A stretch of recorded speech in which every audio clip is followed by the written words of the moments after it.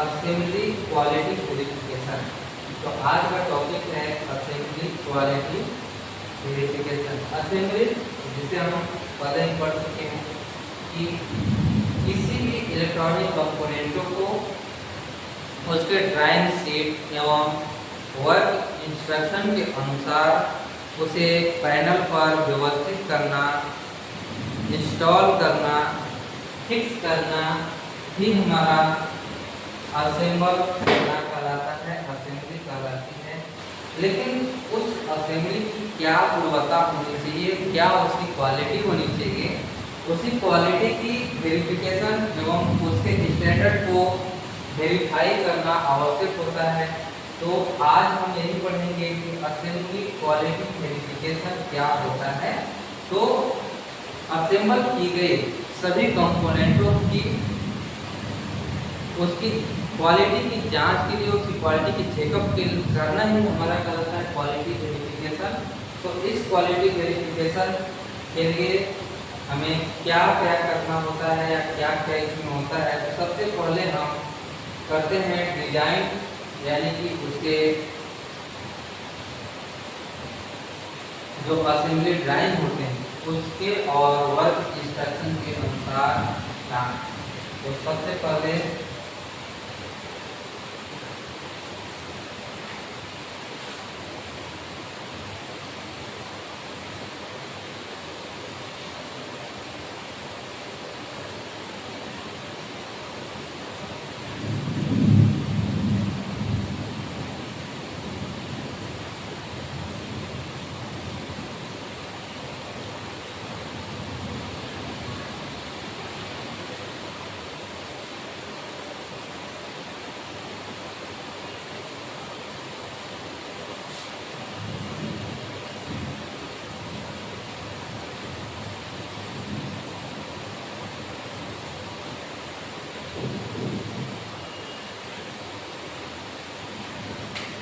Design एवं work instruction के अनुसार असेंबली डिजाइन।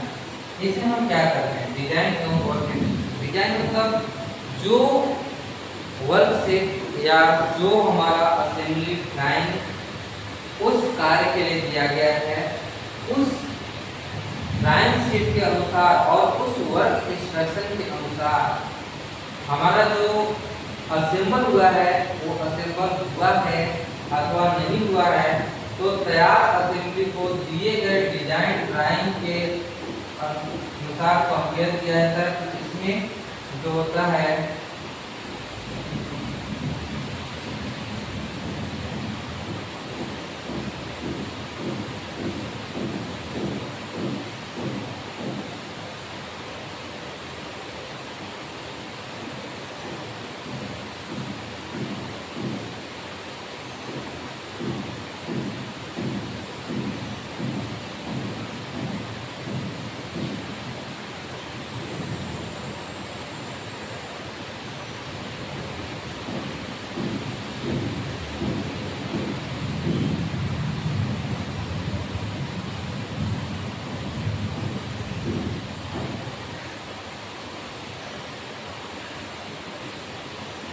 तैयार की गई असेंबली को ड्राइंग से कंपेयर किया जाता है।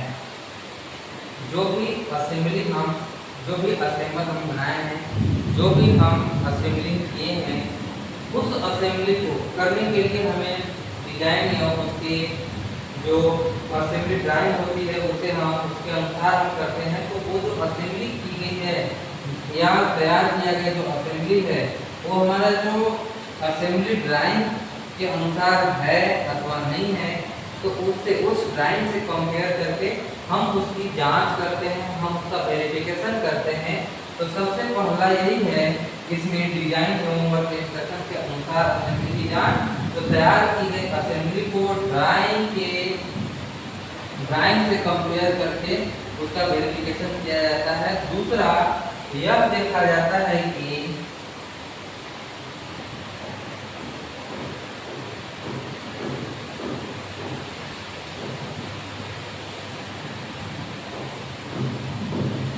सभी कंपोनेंट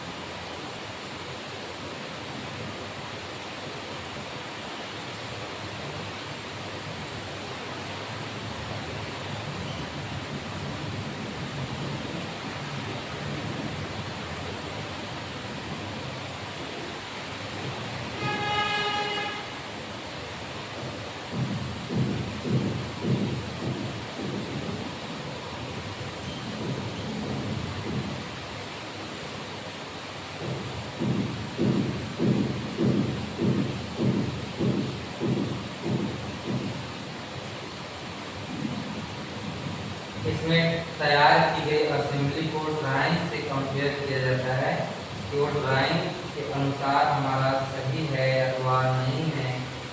अगला यह देखा जाता है कि सभी कंपोनेंट सही जगह लगाए गए हैं अथवा नहीं, मतलब उसमें जो भी कंपोनेंट हम इंस्टॉल किए हैं उसका जो पोजीशन है, उसका जो प्लेसमेंट है वो सही जगह लगाए गए हैं अथवा नहीं लगाए गए हैं। तो अगला हम यही करते हैं कि यह देखा जाता है कि सभी कंपोनेंट सही जगह लगाए गए हैं अथवा नहीं। अगला वर्क इंस्ट्रक्शन में दिए गए स्टेप को फॉलो किया गया है या नहीं। हम जिस भी काम को करते हैं तो उस काम को करने के लिए उसका वर्क इंस्ट्रक्शन दिया गया होता है, तो हम अगला स्टेप यही देखेंगे कि उस कार्य को करने में उसका जो वर्क इंस्ट्रक्शन है, उसका जो कार्य निर्देश है, वो कार्य निर्देश फॉलो किया गया है अथवा नहीं किया गया है।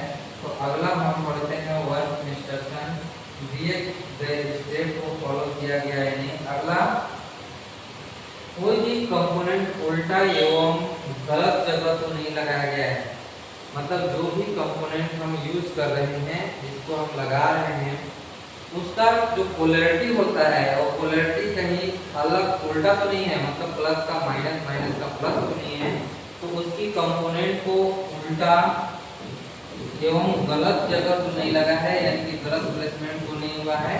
तो इसकी जांच भी हम करते हैं। जैसे उदाहरण के लिए हम पढ़ते हैं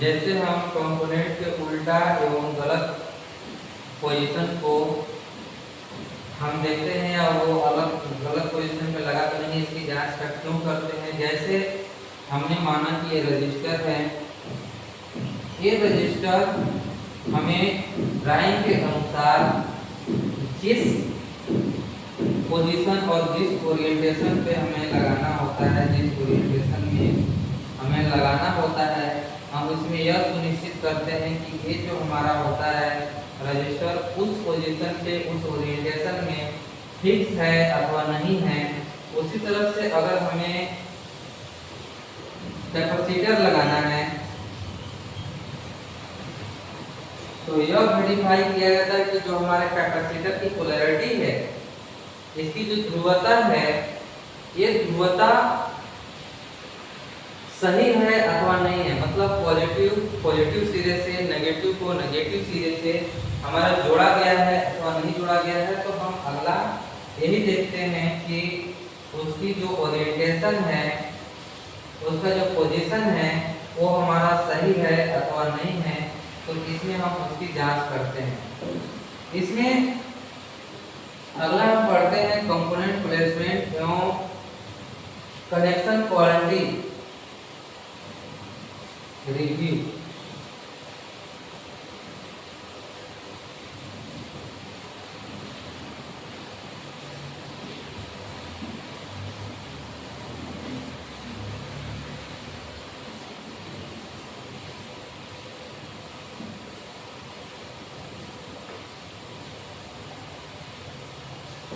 अगला हम पढ़ते हैं कंपोनेंट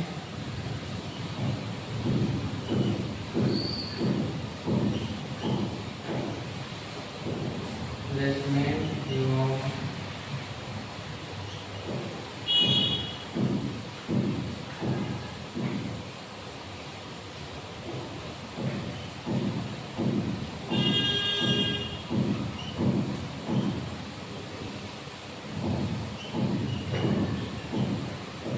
कंपोनेंट प्लेसमेंट एवं कनेक्शन क्वालिटी रिव्यू। ये कंपोनेंट प्लेसमेंट क्या होते हैं और कनेक्शन क्वालिटी क्या होती है, इसकी रिव्यू हमें करना होता है। ये भी हमारा क्वालिटी वेरिफिकेशन में आता है। तो ये दूसरे नंबर पे हम पढ़ेंगे कंपोनेंट प्लेसमेंट। कंपोनेंट प्लेसमेंट का मतलब होता है कि सभी कंपोनेंटों को उसके फिक्स स्थान पे, उसके सही ओरिएंटेशन पे सही प्लेसमेंट मतलब उसको स्थापित करना ही कंपोनेंट प्लेसमेंट कहलाता है। तो उसके इसमें मुख्य दो चीजें देखी जाती है, पहला कंपोनेंट प्लेसमेंट और दूसरा कनेक्शन क्वालिटी। तो सबसे पहले कंपोनेंट प्लेसमेंट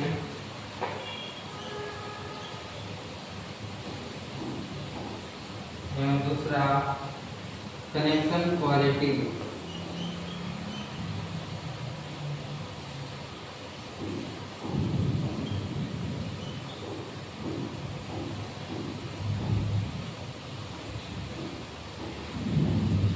कंपोनेंट प्लेसमेंट में हमें क्या देखना होता है कि कंपोनेंट सही पोजीशन पर है अथवा नहीं।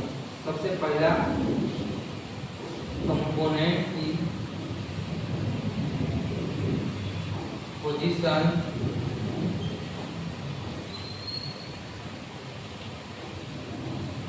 सही है या नहीं। दूसरा कंपोनेंट सही डायरेक्शन ओरिएंटेशन में है कि नहीं है। तो दूसरा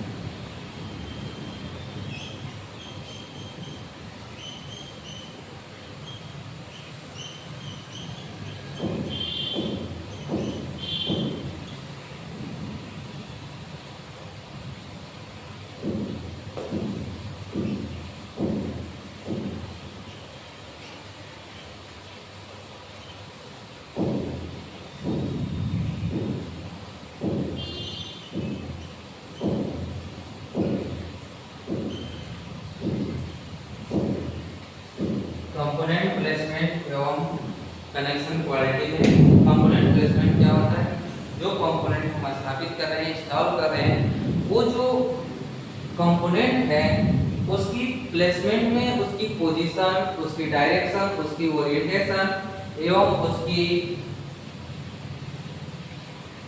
फिक्स है या नहीं है ये देखा जाता है। तो सबसे पहले कंपोनेंट पोजीशन में हम यह देखते हैं कि कंपोनेंट की जो पोजीशन है वो पोजीशन सही है अथवा नहीं है। तो इसकी पोजीशन को हम देखा जाता है कि कौन से क्रम पे, कौन से नंबर पे कौन से कंपोनेंट स्थापित किया जाना है। तो सबसे पहले कंपोनेंट की पोजीशन देखेंगे, इसके बाद कंपोनेंट की सही डायरेक्शन, ओरिएंटेशन एवं उसकी पोलैरिटी को देखते हैं। कंपोनेंट के सही डायरेक्शन क्या है कि कौन से कंपोनेंट किस डायरेक्शन में, उससे कौन से टर्मिनल को किस साइड रखना है, ये इसकी डायरेक्शन ओरिएंटेशन कहलाती है। या हम उसी को बोलते हैं पोलैरिटी, उसकी ध्रुवता देखते हैं कि उसका पॉजिटिव टर्मिनल किस साइड और नेगेटिव टर्मिनल किस साइड होना चाहिए। तो अगला हम देखते हैं कंपोनेंट की डायरेक्शन एवं ओरिएंटेशन सही है अथवा नहीं है। ये सही अथवा खराब हो कैसे देखेंगे हम उसके असेंबली ड्राइंग के अनुसार। असेंबली ड्राइंग में हमारा जो पॉजिटिव टर्मिनल इस साइड है और नेगेटिव टर्मिनल इस साइड है, तो हमें कंपोनेंट को पॉजिटिव टर्मिनल इस साइड और नेगेटिव टर्मिनल इस साइड रखना होता है। इस तरह से इस ड्राइंग के अनुसार हम इसकी ओरिएंटेशन एवं डायरेक्शन को देखते हैं। अगला कंपोनेंट जो है हमारा ठीक से फिक्स है कि नहीं है। कंपोनेंट जिसको हम जिस बेस पे, जिस पैनल पे या जिस पीसीबी पे इंस्टॉल कर रहे हैं, तो वहाँ पे हम जो सोल्डरिंग करते हैं तो वहाँ पे फिक्स जो होता है वो फिक्स हमारा सही से नहीं है। तो ये होता है कंपोनेंट प्लेसमेंट। इसमें हम कनेक्शन क्वालिटी की जांच करते हैं, इसका वेरिफिकेशन करते हैं। तो इस कनेक्शन क्वालिटी की क्या वेरिफिकेशन करते हैं, जो भी हम वायर उसमें लगाते हैं उस वायर को पैनल पर फिक्स करते हैं या पीसीबी में कनेक्शन करते हैं, तो कनेक्शन के लिए हम सोल्डर का प्रयोग करते हैं, सोल्डरिंग का प्रयोग करते हैं। सोल्डरिंग करने का प्रयोग करते हैं तो हमारा जो वायर है या सोल्डर जो कनेक्शन है वो सही है अथवा नहीं है। हम जिस वायर को जिस पॉइंट पे कनेक्ट किए हैं वो कनेक्शन हमारा ठीक है अथवा नहीं है, हम जिस पॉइंट पे कनेक्शन किए हैं वो सही है या गलत है, इसकी जांच या उसकी वेरिफिकेशन हमें करना होता है कनेक्शन क्वालिटी में। उसके साथ साथ वायर सही से टाइट जुड़ा है अथवा नहीं जुड़ा है, उसकी भी जांच करते हैं। अगला है कनेक्शन की मजबूती को चेक करते हैं। कनेक्शन जो हमारा हुआ है वो मजबूत है या नहीं है। अगर हमारा वायर मजबूती से नहीं कसा होगा तो वहाँ पे शॉर्ट सर्किट होने की संभावना हो सकती है, कार्बन की संभावना हो सकती है, कार्बन लग सकती है, स्पार्किंग की संभावना हो सकती है, और स्पार्किंग होगी तो आग लगने की भी संभावना हो सकती है। तो हमें कनेक्शन क्वालिटी में उसकी कनेक्शन मजबूती से है अथवा नहीं है, लूज कनेक्शन तो नहीं है। अगर लूज कनेक्शन होगा तो वहाँ पे स्पार्किंग होगी, कार्बन लगेगा, स्पार्किंग होने से आग लगने की भी संभावना होती है। तो अगला हम चेक करते हैं कनेक्शन क्वालिटी। इसके बाद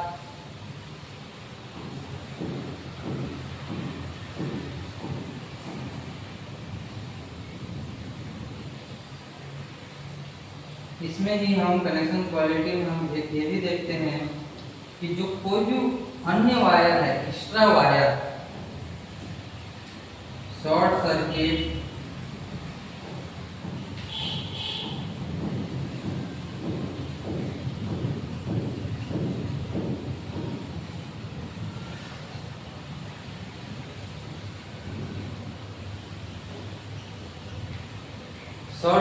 या अनवांटेड कनेक्शन नहीं होना चाहिए। तो ये था कनेक्शन की क्वालिटी। अब हम आगे पढ़ेंगे टेस्टिंग से पहले असेंबली एरर पहचानना। मतलब इसकी जो टेस्टिंग होती है, टेस्टिंग से पहले हम इसके असेंबली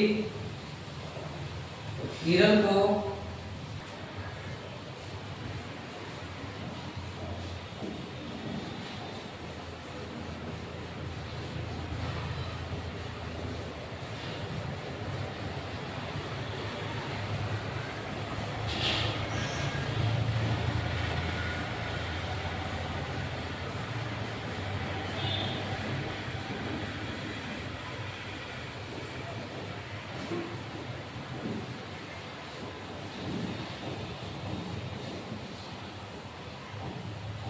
तो आगे हम पढ़ते हैं टेस्टिंग से पहले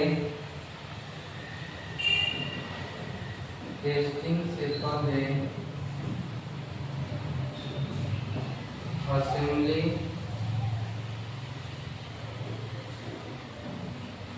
एरर का पहचान।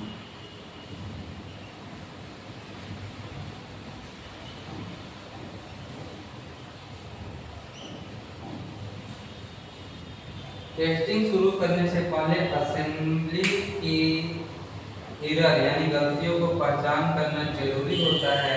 क्यों? क्योंकि इसमें हम सबसे पहले क्या करते हैं कि इक्विपमेंट्स को डैमेज होने से इसको चेक करना जरूरी क्यों होता है। इसको चेक करने से हमारा क्या होता है कि इक्विपमेंट को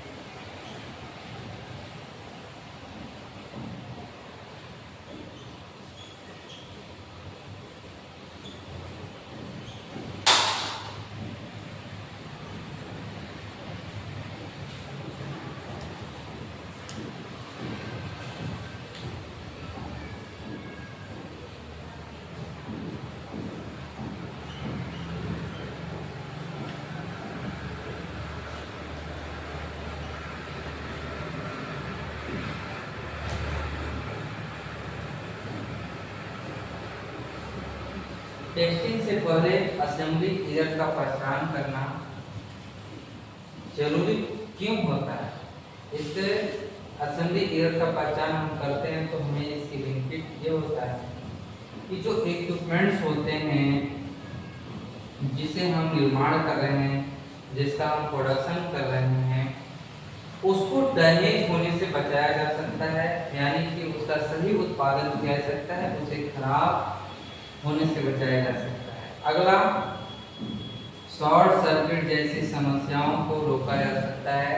जहाँ पे शॉर्ट सर्किट जो आप असेंबली करते हैं तो असेंबली में कुछ गलतियां अगर हो जाए, जैसे कि जहाँ पे दो पॉइंट आपस में शॉर्ट सर्किट में, तो वैसे हम इसकी अगर एरर की जांच करते हैं तो ये शॉर्ट सर्किट जैसी समस्या कम होती है, नहीं होती है। अगला, टेस्टिंग के समय और कॉस्ट कम होता है। अगर हम असेंबली एरर की पहचान कर पाते हैं तो जो टेस्टिंग का समय होता है या टेस्टिंग में कितना कॉस्ट आता है, उस समय और कॉस्ट दोनों कम होता है। अगला है, फाइनल प्रोडक्ट की रिलायबिलिटी बढ़ती है। मतलब जब फाइनली हमारा प्रोडक्ट तैयार हो जाता है तो उसकी रिलायबिलिटी यानी कि उसकी विश्वसनीयता बढ़ती है। जो भी प्रोडक्ट का निर्माण कर रहे हैं, प्रोडक्शन कर रहे हैं, तो उसकी रिलायबिलिटी, उसकी उत्पादन बढ़ती है। तो ये टेस्टिंग से पहले असेंबली एरर की पहचान करने का ये होता है। जैसे कि अगर किसी वायर को गलत टर्मिनल से जोड़ा जाता है तो पावर ऑन करने से पहले ही उसे पहचान कर ठीक कर देना चाहिए। एग्जाम्पल के लिए कि किसी वायर का कनेक्शन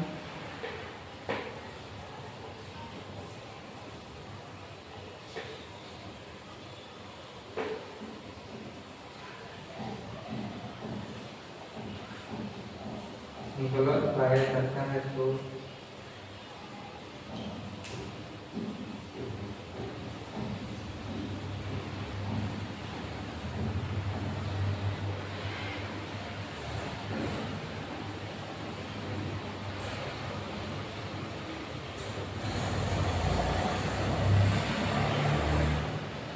उसे ऑन करने से पहले ही उसे ठीक कर लेना चाहिए।